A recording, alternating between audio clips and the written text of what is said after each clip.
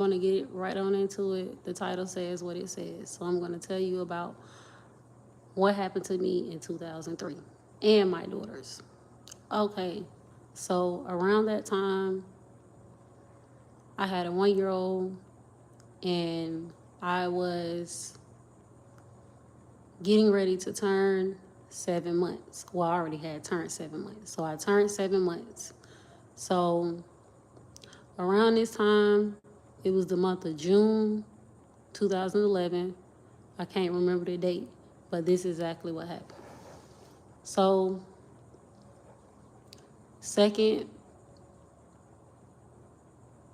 my second daughter, her dad was not in the picture. He disappeared. When I found out I was pregnant immediately. So, went my whole pregnancy by myself. Okay, so 2011, the month of June, I remember turning 7 months and I had an appointment to the doctor, right? So one morning I woke up and fixed my 1 year old breakfast. Um, this story so long.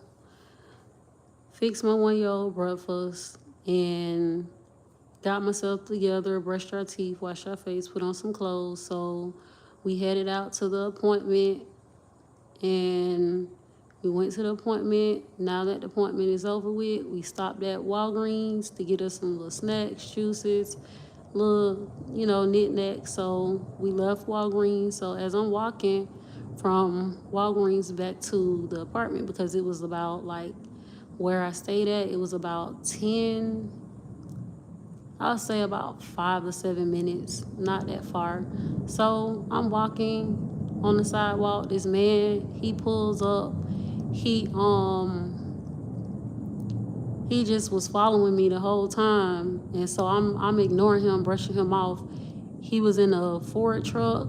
It was blue and gray. I'll never forget it. So he see that I wasn't like trying to, engage with him because I'm like, it's hot and I don't know you, so I'm walking. So the man, he got pissed off and drove off. So I made it back to the apartment. My 1 year old and I'm 7 months pregnant.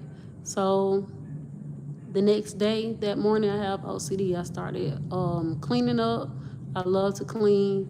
Started cleaning up, and my 1 year old, she was asleep in her bed in her crib, and I end up going to. I'm always doing that. I end up going to the dumpster.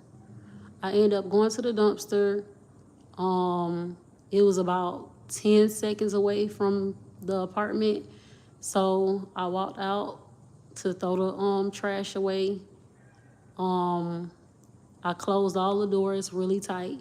So I didn't think nothing of it. It's typical mom duty. So as I'm walking to the dumpster, throw the trash in the dumpster, walk back, the door was still sealed and closed like I seen it.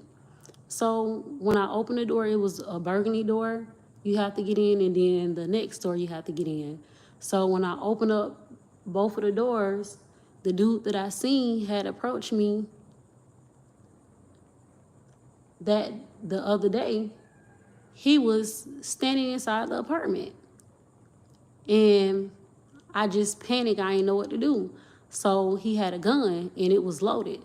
So the man put the gun to my head. I'll never forget it. He told me, he was like, if you make a move, if you make a sound or a scream, he was like, I'll shoot you, your 1 year old, and the baby that you have in your stomach. So I got to my knees, and this man pulled the trigger. He pulled the trigger 3 times, and nothing happened. So he got pissed off. He was like, give me your your phone and your keys. So I gave him my phone and keys. Y'all, I was staying with this dude I did not know. an unknown person. Remember, I was 7 months. I was 7 months pregnant. So it's so embarrassing the things that I went through. For 4 weeks, this dude was in my presence, me and my kid presence, and the things that happened is so like it's so weird. It's so weird what happened to me. It was so weird. But I remember I started writing down. I just started writing, and then I would like to give you the details to everything about like what this dude did to me. All I'm gonna tell you is, if you truly care about your kids, y'all have to open your eyes and be aware. Yes, you get tired and breaks and stuff. I don't want no breaks with my kids, because after all I have endured with people that I don't know, I don't want no breaks. I want my kids to be in my care, in my custody. You can go to the next room. If you have a room of your own, get you a break, walk outside, take you a break like that. But, woof, them 4 weeks was, I can't really get into details, and it's like, it's sick of what happened. So that's exactly what happened. I have my paperwork still from 2011. But I can tell you the 4th week, I can remember the homegirl that stayed out there. She came knocking on the door, and she was like, let her out. I know that you're in there. Let her out. I called the police. Now, why you just come I've been in this apartment with this dude. I've been sheltered for like 3.5 weeks. And now you come on the 4th week. So he ended up getting scared. Well, first of all, he ended up reading what I had wrote. And I guess he felt some type of way. That was God's power. Because he was like, I read what you wrote. And he was like, I'm so sorry. And he told me to give him a hug. I did not know him from a can of paint. Never. I still got my paper to this day. I was trying to look for it so I can show you guys. I was trying to look for it. But when I tell you he gave me a hug, whatever, but when she had came, this dude, it was a whole nother person. He gave me my phone and he gave me my keys. Oh yeah, I can't give y'all all the gems, but that's exactly what happened. This was a whole little movie right here. Boy, these snippets that, all I can say is God is real.